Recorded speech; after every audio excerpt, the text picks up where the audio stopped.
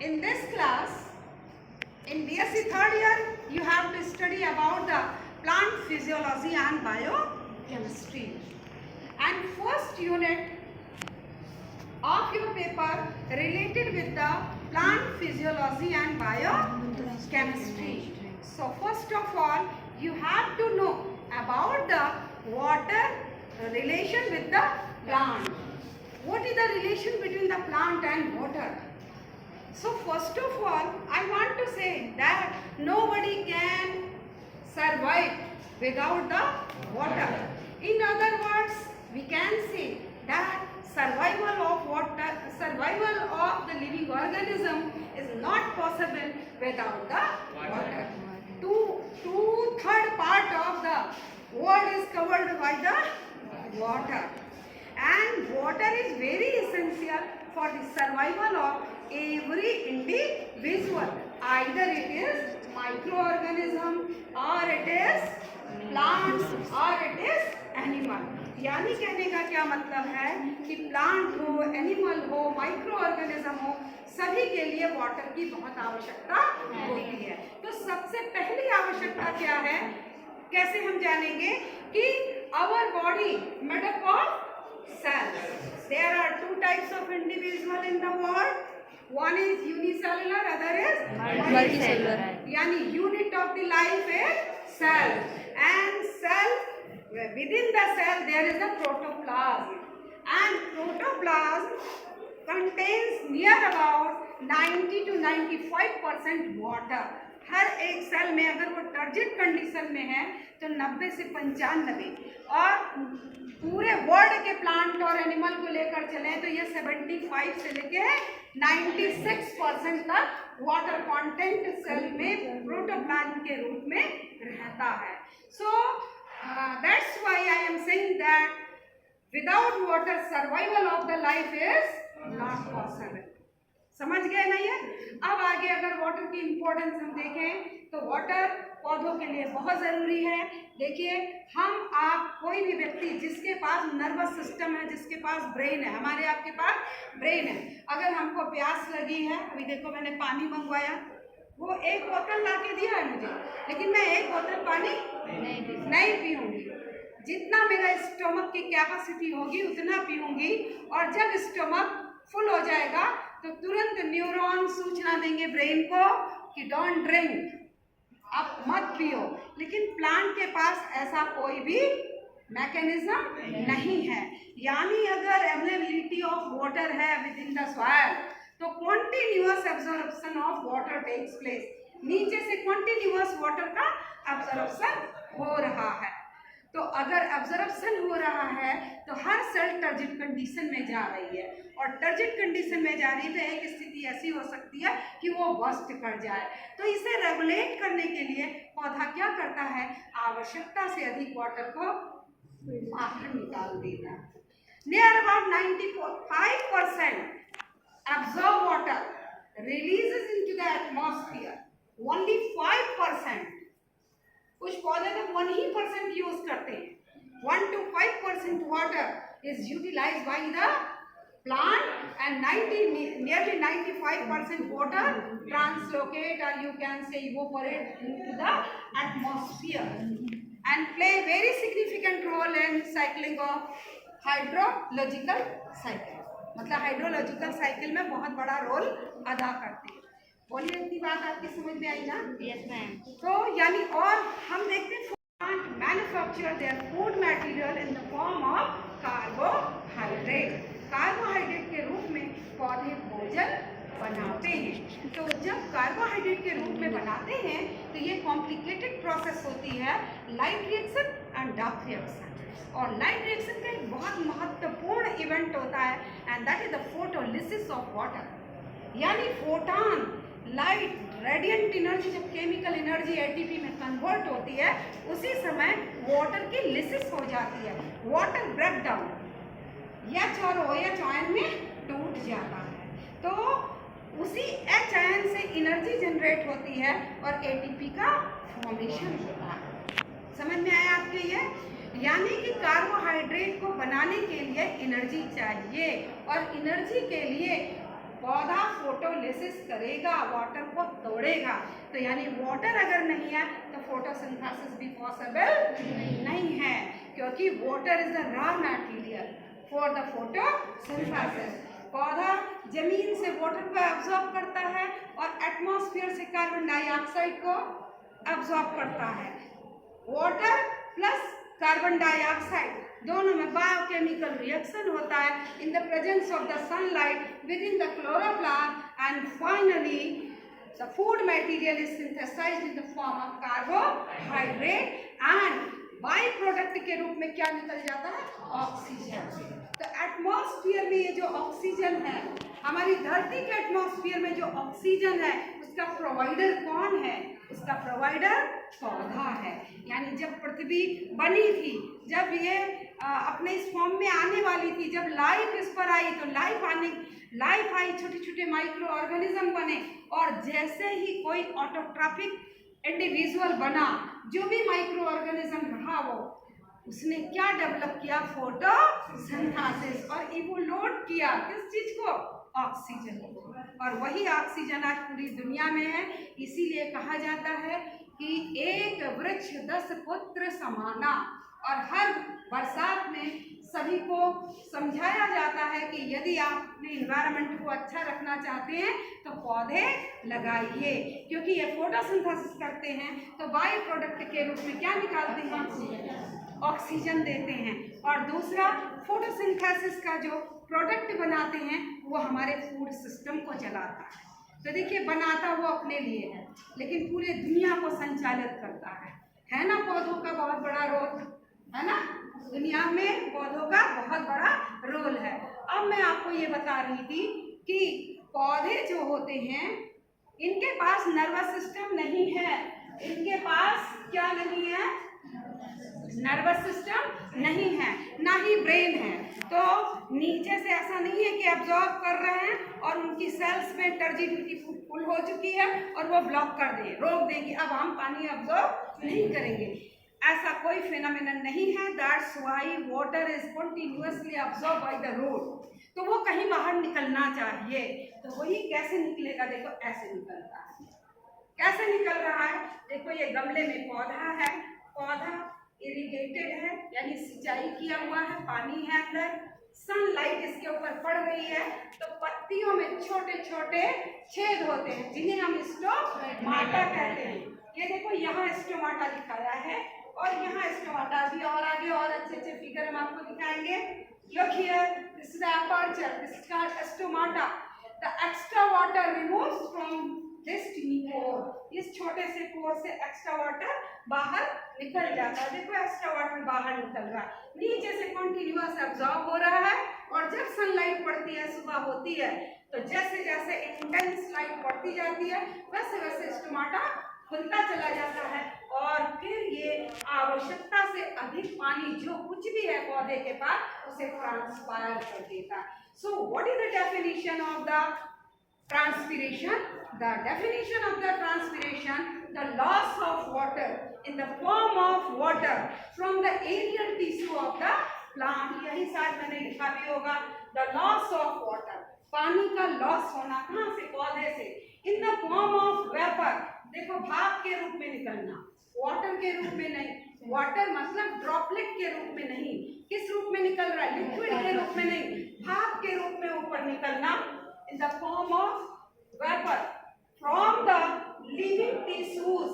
किससे निकल रहा है? living tissues से निकल रहा है। कहाँ से निकल रहा है? the aerial part, यानी अंडरग्राउंड पार्ट से नहीं, एरियल पार्ट से, यानी धरती के ऊपर वाला जो पार्ट है वहां से निकल रहा है। This is called transpiration. बोलिए, आपको कोई अगर पूछे तो बता दोगे ना? So transpiration is a physiological process. कैसी प्रोसेस है ट्रांसपिरेशन? फिजियोलॉजिकल प्रोसेस है, क्योंकि अभी आप पढ़ोगे तो देखोगे इसमें एंजाइम का भी रोल है, इसमें स्टार्च और शुगर का इंटर कन्वर्जन है। तो this is the physiological process. और अगर कहीं आप देखते हैं कोई गड्ढा है, बरसात का पानी उसमें भर गया है, दूसरे दिन सनलाइट बहुत तेज होती है, तो आप देखते होंगे पानी धीरे धीरे उड़ जाता है, तो क्या वो भी ट्रांसपिरेशन है? No, that is not transpiration. कोई लिविंग ऑर्गेनिज्म के थ्रू वो नहीं उड़ रहा है, वो केवल कहीं सरफेस पर था और सनलाइट पड़ी तो वो इवोपरेट हो रहा है, ऊपर उड़ रहा है भाप के रूप में। यानी दोनों में अंतर हो गया। कहीं सरफेस से अगर पानी ऊपर उड़ रहा है, आपने अपना गीला कपड़ा फैलाया है और धूप निकली है, तो आपके गीले कपड़े से पानी ऊपर उड़ रहा है, दैट इज ट्रांसपिरेशन? नो, क्योंकि वहां पे लिविंग सेल का कोई भी इन्वॉल्वमेंट नहीं है। That phenomenon is called evaporation. और इस फिनोमेनन को इसे transpiration. Evaporation is totally physical process, है ना, भौतिक प्रोसेस है, और ये फिजियोलॉजिकल प्रोसेस है। तो देखिए यहाँ आपने डेफिनेशन सीखा। अब हम आपको बताना चाहते हैं कि how many types of transpiration, कहाँ कहाँ से ट्रांसपिरेशन होता है।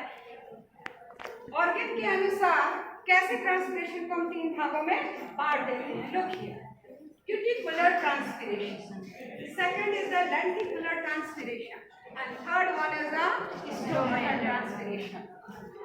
अब cuticular transpiration को हम देखें अगर, तो देखो किसी भी लीफ, ये देखिए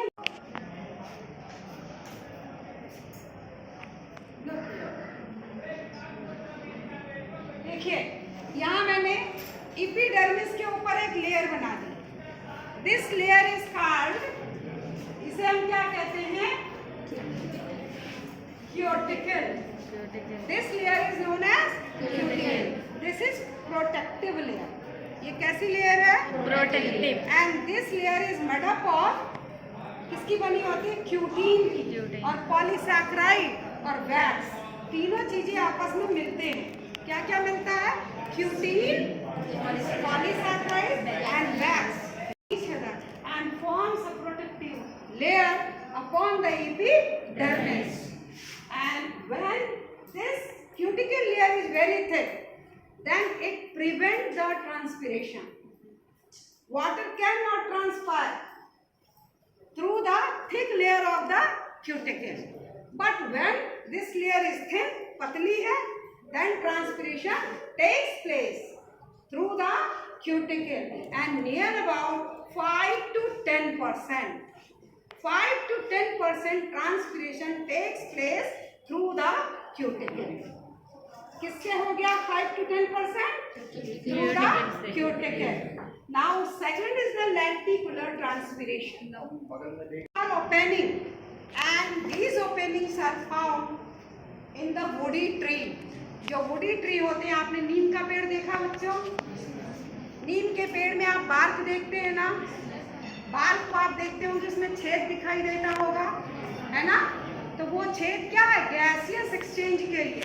जैसे जैसे सेकेंडरी ग्रोथ होती है, जैसे जैसे तने की मोटाई बढ़ती है, वैसे वैसे जो बाहर की पेरिडर्म है, पेरिडर्म बाहर की ओर फटने लगती है और बार्क का फॉर्मेशन कर देती है, फेलम जिसे कहते हैं, कॉर्क का फॉर्मेशन कर देती है, और जो छिद्र बन जाता है, जो ओपनिंग बन जाती है, उसे हम लेंटिसेल कहते हैं।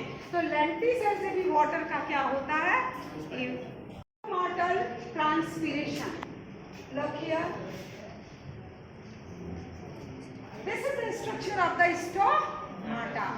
आप स्टोमाटा में जो भी चीज मैं बताना चाहूंगी, ये देखिए, stomata are found on the epidermal surface of the leaves and young stem। यानी कहाँ कहाँ पाया जाता है? लीफ की एपिडर्मिस के ऊपर, और जितना हमको स्टेम हरा दिखाई देता है, हरा स्टेम अगर दिखाई दे रहा है तो हरे स्टेम पर भी ये टिनी पोर्स पाए जाते हैं। What is stomata? Stomata are tiny pores, छोटे छोटे क्षेत्र हैं। It consist of 2 guard cells. कितने गार्ड सेल हैं इसके पास? 2 guard cell, just like this. देखिए 2 गार्ड सेल, ये देखिए 2 गार्ड सेल ऐसे दिन में खुल जाते हैं और ऐसे रात में बंद हो जाते हैं। ऐसे टर्जिड कंडीशन होता है, ऐसे इनका फ्लैसिड कंडीशन। देखिए अब पानी नहीं निकलेगा, लेकिन जब ये इस कंडीशन में होगा तो बीच से पानी इवोपरेट हो जाता है। The guard cells are generally bean cell. Generally किस शेप के होते हैं, लेकिन मोनोकोटिलेडन का जो स्टोमाटा का गार्ड सेल होता है वो डंबल शेप होता है, जैसे वो कसरत करते हैं ना लेके, उस शेप का होता है in the dicotyledon and dumbbell shape in the mono. यही बात मैं अभी बता रही थी आपको, मोनोकोटिलेडन में होता है। The inner wall of the guard cells are thick and less elastic. The outer wall of the guard cell are thin and more elastic. The guard cells contain chloroplast. The stomata may occur on any part of a plant except the root. Root को छोड़ करके पूरे plant में कहीं भी stomata पाया जा सकता है, और इसकी सबसाइडरी एसेसरी सेल्स इसके अगल बगल होती हैं। अब मैं ये बता रही थी स्टोमाटा, देखो ये स्टोमाटा को इससे मेरे हाथ से कंपेयर करो। These are two guard cell, one guard cell is this, other guard cell is this. और यहाँ मैंने आपको बताया, तो बताया क्या कि inner layer is thick, outer layer is thin. ये आउटर लेयर है, देखो आउटर लेयर थिन है तो मोर इलास्टिक हम उठा ले रहे हैं, देखो इतना उठा ले रहे हैं, तो आउटर लेयर इज थिन, पतला है, और मोर इलास्टिक है, यही यहाँ पे मैंने लिखा है। और इनर लेयर इज थिक, देखो हम ऐसे उठाते नहीं उठा पा रहे हैं, है ना, तो इनर लेयर इज थिक और लेस इलास्टिक है। कितना इलास्टिक है? इलास्टिसिटी कम है। तो अगर इसमें पानी भरेगा, अब मान लो मेरे हाथ में यहाँ पे एक बर्रे काट ले, कोई एक कीड़ा काट ले, तो बता यहाँ काट लेगा, और हम अगले दिन आपको पढ़ाने आएंगे तो हम नमस्ते किसी से कर पाएंगे नहीं, क्यों? मेरा हाथ कर्वेचर मार देगा, ये यूं फूल जाएगा। आपका हाथ फूल जाता है नहीं, अगर कीड़ा काट ले तो यहाँ फूल जाएगा, हाइपरट्रॉफी हो गई, हाइपरट्रॉफी हो गई, फूल गया। तो ऐसे ही स्टोमाटा दिन के समय इसमें पानी भर जाता है, इन दोनों के बीच में वाटर भर जाता है, तो ये इलास्टिक होने के कारण इधर की ओर भागता है, ये इधर की ओर भागता है। तो बोलो ऐसे खींचेगा कि नहीं, ये इधर भागेगा, ये इधर भागेगा, तो ये चीज ऐसे खुल जाएगी ना, तो टिनी पोर का फॉर्मेशन हो जाता है। देखो यहाँ पे मैंने दिखाने की कोशिश की है, ये ओपन एंड क्लोज स्टोमाटा, देखो ये ओपन स्टोमाटा, ये गार्ड सेल है। गार्ड सेल में देखिए यहाँ पर ये थिक लेयर है और बाहर की लेयर थिन होती है यहाँ। और यहाँ हम और ये बताना चाहिए, इसमें देखो क्लोरोप्लास्ट पाया जा रहा है, ग्रीन कलर का क्या दिखाई दे रहा है आपको? क्लोरोप्लास्ट दिखाई दे रहा है। ये क्लोज वाली स्थिति है और ये ओपन वाली स्थिति है, लेकिन मैं इस फिगर से बहुत सेटिस्फाइड नहीं हूँ, क्योंकि ये जो दिखा रहे हैं कि यहाँ इतना फैला है और यहाँ इतना कम, बहुत फ्लैसिड हो जाता है, चिपक जाता है बिल्कुल। नेक्स्ट देखिए स्टोमाटा के स्ट्रक्चर को हम देखते हैं। दिस इज द स्टोमाटा, देखिए ये ओपन फॉर्म में दिखाई दे रहा है। ये स्ट्रक्चर को अगर हम देखें तो कैसा दिखाई दे रहा है? ओपन फॉर्म में दिखाई दे रहा है। देखो इसकी ये थिक लेयर है, इनर लेयर इज थिक और बाहर की लेयर थिन है ना। और अगल बगल इसके जो ये सेल्स दिखाई दे रही हैं, इन सेल्स को हम सबसाइडरी सेल्स कहते हैं या एसेसरी सेल्स कहते हैं। स्टोमाटा के चारों ओर थिन वॉल्ड सेल्स जो होंगी, that cells are called accessory cell और subsidiary cell. The next one, look here. अब हम आपको ये बताना चाहते हैं how many types of stomata on the basis of their distribution. Stomata का डिस्ट्रीब्यूशन हो रहा है पौधे में, तो उस अनुसार से कितने प्रकार के पौधे हैं या कितने प्रकार के स्टोमाटा हैं, इसकी स्टडी करते तो फर्स्ट स्टोमाटा कैसा है? Potato type stomata. अब पोटैटो टाइप स्टोमाटा पूरी दुनिया के जितने पौधे हैं पोटैटो से अगर सिमिलरिटी रखते हैं तो हम तुरंत कह देंगे कि उनमें जो ट्रांसपिरेशन होता है पोटैटो की तरह होता होगा। तो पोटैटो में कैसा होता है? देखिए, the stomata are found more on the abaxial. Abaxial माने निचला सरफेस। देखो ये पत्ती लगी हुई, ये देखो पत्ती लगी है, ऐसे ही तो लगी होती है, देखो ऐसे ही तो लगी होती है नहीं, ये देखो ये पत्ती है, ये पत्ती है, तो ये ऊपरी सरफेस है और इसके नीचे वाला लोअर सरफेस है। तो जो एडैक्सियल सरफेस है वो कहाँ नीचे है और एडैक्सियल सरफेस ऊपर है। तो ये क्या कहना चाह रहे हैं यहाँ पर कि stomata are found more on the lower surface. यहाँ ज्यादा, यहाँ स्टोमाटा की संख्या ज्यादा होगी और अपर सरफेस एडेक्सियल सरफेस पे, ऊपरी सरफेस पे स्टोमाटा की संख्या लीस्ट होगी, कम होगी। ऐसी चालाकी पौधे ने क्यों किया? क्योंकि लीफ ऐसे है, सनलाइट ऐसे पड़ रही है, ठीक है, तो सनलाइट ऐसे डायरेक्ट पड़ेगी और यहाँ स्टोमाटा ये ज्यादा बना देगा तो ज्यादा पानी इसका उड़ जाएगा। तो ट्रांसपिरेशन को कम करने के लिए कि इसका ज्यादा पानी ना उड़े, इसने स्टोमाटा ज्यादा कहाँ डेवलप किया? लोअर, क्योंकि यहाँ पर सनलाइट नहीं पड़ रही है, तो यहाँ से भी निकलेगा, यहाँ से भी वाटर भाप के रूप में निकलेगा, लेकिन जितना ज्यादा इधर से निकलने की संभावना है उतना इधर नहीं है। पोटैटो टाइप में हमने क्या जाना, जल्दी से बता दो। अपर सरफेस पर स्टोमाटा की संख्या कम होगी, लोअर सरफेस पर, यानी दुनिया के जितने भी पौधे हैं अगर उनकी लीफ पर ऊपर स्टोमाटा कम है और नीचे ज्यादा है तो उस पौधे को हम क्या कह देंगे? एकदम क्लियर आ गया ना आपको? Now the next one, now the next potamogeton type. अब हम कौन सा बता रहे हैं आपको? Potamogeton type. यहाँ क्या कह रहे हैं कि स्टोमाटा आर आइदर एब्सेंट और फंक्शनलेस, या तो एब्सेंट होगा और या फंक्शन अगर है तो फंक्शन नहीं करेगा, क्योंकि whole body is deep in the water. Submerged hydrophytes जो पानी में पूरी तरीके से डूबे रहते हैं उनमें स्टोमाटा की जरूरत नहीं होती, क्योंकि whole body is deep into the water. तो ऐसे पौधे जितने भी दुनिया के होंगे उनके स्टोमाटा को हम क्या कह देंगे? Potamogeton type. Next one, look here, oat type. Oat आजकल लोग खाते हैं दुबले होने के लिए, क्योंकि इसमें फाइबर होता है ना, तो और हेल्थ के लिए अच्छा होता है, मोटा अनाज होता है ये। यानी ये कहना क्या चाह रहा है कि जितने मोनोकोटिलेडन हमारे अनाज हैं, सीरियल्स हैं, यानी धान है, गेहूं है, मक्का है, जई है, बाजरा है, जो कुछ भी है, उनकी पत्ती में, ये घास की पत्ती में जो स्टोमाटा पाया जाएगा वो कैसा होगा? और सभी के लिए हम कहेंगे ओट टाइप। व्हाई? क्योंकि ओट टाइप में क्या कह रहा है? Stomata equally distributed on the both side, जितना इधर होगा उतना इधर, यानी दुनिया की कोई भी पत्ती अगर वो आइसोबाइलेटरल है, कैसी है? घास कैसा होता है बच्चों? देखो, ये देखो, घास की पत्ती ऐसी होती है कि नहीं? बताओ, होती है ना घास की पत्ती? ऐसी होती है ना? तो देखो सनलाइट इधर पड़ रही है, ये देखो इस पे पड़ रही है इधर, और शाम को सनलाइट पड़े। Dorsiventral, one surface is dorsal, other is ventral.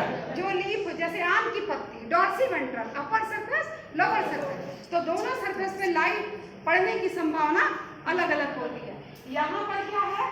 दोनों पे सवेरे टाइम इधर पड़ेगा तो शाम के टाइम इधर पड़ेगा, इसीलिए ऐसी लीफ को हम क्या कहते हैं? दोनों सरफेस एक जैसा, आइसोबाइलेटरल लीफ। मोनोकोटिलेडन की लीफ कैसी होती है? आइसोबाइलेटरल। डाइकोट की लीफ कैसी होती है? Dorsiventral. तो यानी कि मोनोकोटिलेडन की जो पत्तियां होंगी उसके एडेक्सियल और एबेक्सियल दोनों सरफेस पर स्टोमाटा इक्वली डिस्ट्रीब्यूटेड होंगे। Now the next one, look here, water lily. देखो ये कितना सुंदर को फूल दिखाई दे रहा है, तो ये है ना, और ये नीट में क्वेश्चन पूछा जाता है, ये क्वेश्चन आईएएस में पूछा जाता है कि वाटर लिली का पॉलिनेशन किससे होता है। अब देखो इसका नाम क्या है? वाटर, और लिली, तो बच्चा तुरंत सोचो वाटर लिली यानी पानी में, तो तुरंत वो किस पर टिक मार देता है?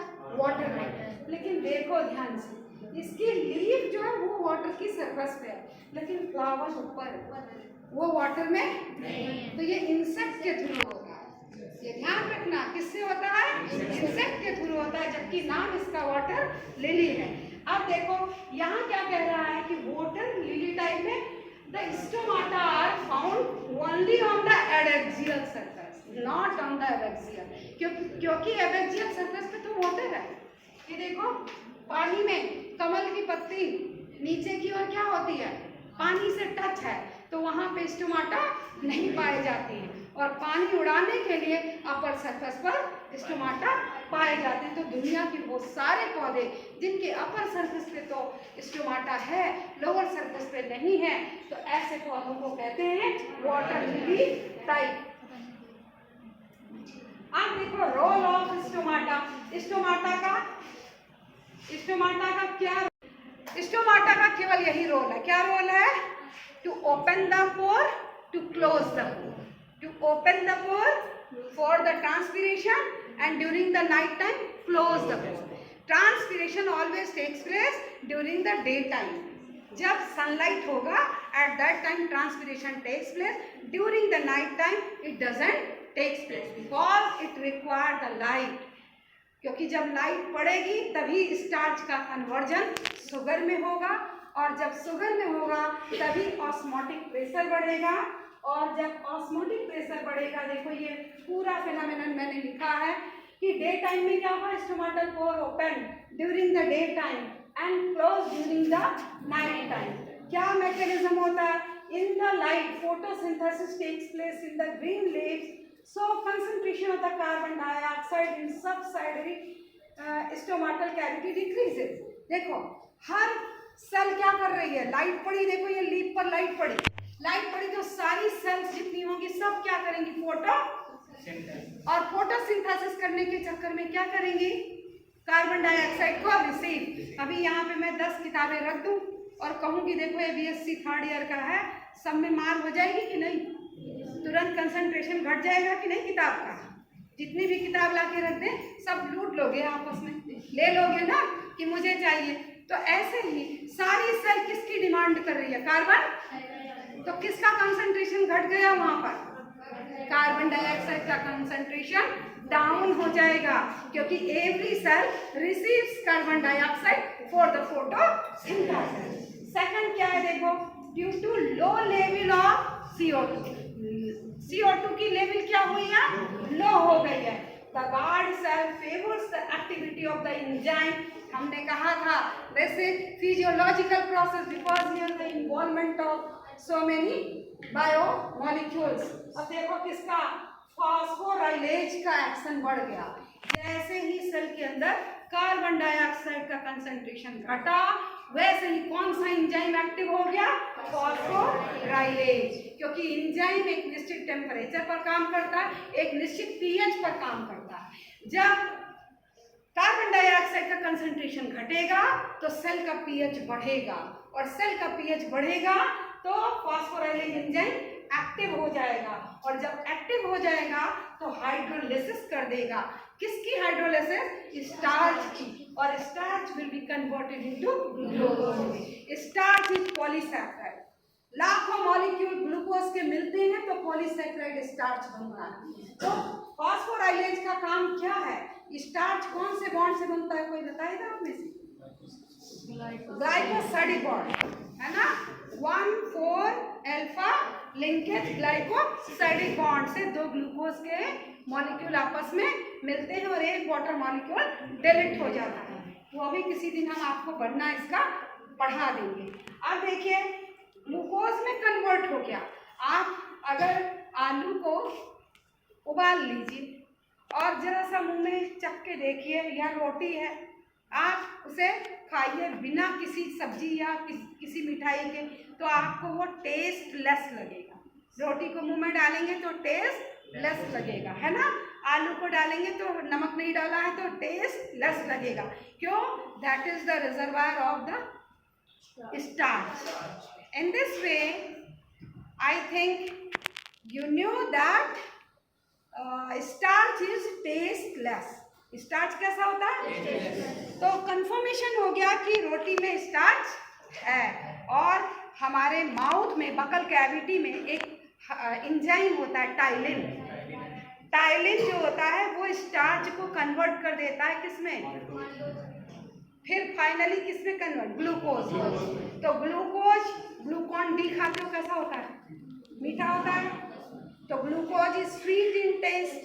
तो हमारी बकल कैविटी में इसीलिए पतंजलि योग संस्थान या रामदेव जी कहते हैं कि 32 बार चबाओ, क्योंकि आपको जूलॉजी में पढ़ाया जाएगा, डाइजेशन तो बताया जाएगा कि कार्बोहाइड्रेट का डाइजेशन यहाँ से शुरू नहीं होता है, पेट से शुरू नहीं होता, माउथ से। इसीलिए रामदेव जी कहते हैं 32 बार चबाओ, मतलब बिल्कुल पेस्ट बना दो। तो पेस्ट बना देंगे तो लार उसमें मिलता जाएगा। लार में टाइलिन है और टाइलिन उसको किस में कन्वर्ट कर देगा स्टार्च को ग्लूकोज में, तो पेट को काम कम करना पड़ेगा। और हम और आप क्या करते हैं, जल्दीबाजी के चक्कर में रोटी को ढकेलते, जल्दी जल्दी कॉलेज जाना है, देर हो रही है, एक रोटी पता चला 4 बार में अंदर, तो सारा काम किसको दे दिया आपने, स्टोमक को। तो धीरे धीरे डाइजेशन प्रॉब्लम, क्योंकि ओवरलोड काम किसी से लेंगे तो वो डिस्टर्ब हो जाएगा। समझ में आया आपको? देखो मैंने साथ में योग भी पढ़ाया। अब क्या हुआ कि ग्लूकोज आ गया। अब देखो गार्ड सेल में क्या आ गया बच्चों, ये कहाँ थी गार्ड सेल, ये देखो, ये देखो गार्ड सेल। गार्ड सेल में था स्टार्च, सनलाइट इसके ऊपर पड़ी तो starch is converted into glucose, और ग्लूकोज जैसे ही इसमें बन गया, बदल गया, स्टार्च जैसे ही ग्लूकोज में कन्वर्ट हो गया, तो ग्लूकोज किसमें सॉल्युबल है, वाटर में सॉल्युबल है, तो पानी में घुलने लगेगा। तो यहाँ का प्रोटोप्लाज्म कैसा हो जाएगा, बहुत गाढ़ा हो जाएगा, और प्रोटोप्लाज्म गाढ़ा हो जाएगा तो अंदर का सोल्यूशन कैसा हो गया इसका, हाइपरटोनिक सोल्यूशन। तो अगल बगल सेल्स थिन वॉल्ड हैं, यहाँ हाइपोटोनिक सोल्यूशन है, पतला सोल्यूशन है, और यहाँ गाढ़ा है। समझ लो किशमिश को तुमने पानी में डाल दिया है, तो इसका ऑस्मोटिक प्रेशर बढ़ जाएगा, और ऑस्मोटिक प्रेशर बढ़ेगा तो entry of water takes place, और वाटर की एंट्री होगी तो स्टोमाटा गेट ओपन, स्टोमाटा खुल जाएगा। रात के समय क्या होता है, sugar is converted into starch, तो starch is not soluble in water, that's why क्या होगा, वाटर बाहर निकल जाएगा और गार्ड सेल फ्लैसिड हो जाएंगे। सो during the daytime transpiration takes place, and during the night time transpiration does not takes place. During the daytime the guard cells are found in turgid condition, during the night time it is found in flaccid condition. One thing more, and that is the factors, the factor which affects the rate of the transpiration. कौन से ऐसे factor हैं जो transpiration को क्या करते हैं, प्रभावित करते हैं। तो these are the factors like relative external factor and internal factor, बाहर का फैक्टर और बॉडी के अंदर का फैक्टर।